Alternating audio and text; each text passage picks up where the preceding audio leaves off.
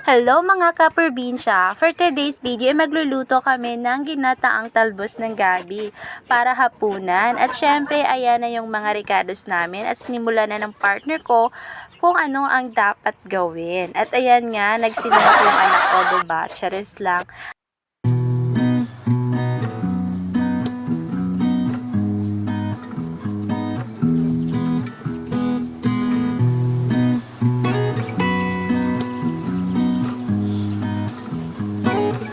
At naisipan nga namin na dito muna magluto sa labas. Paano ba naman kasi kapag sa loob masyadong madilim?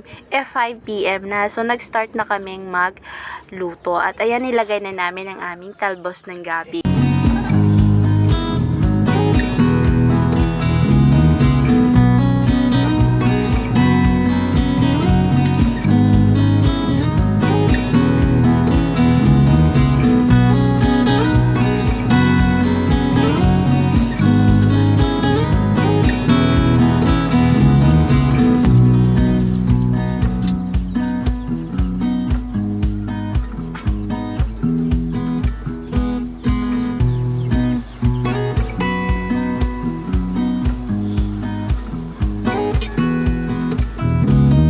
At eto na nga, naabutan na kami ng dilim. At syempre, malapit na din itong maluto kaya hintay-hintay na lang ng kaunti.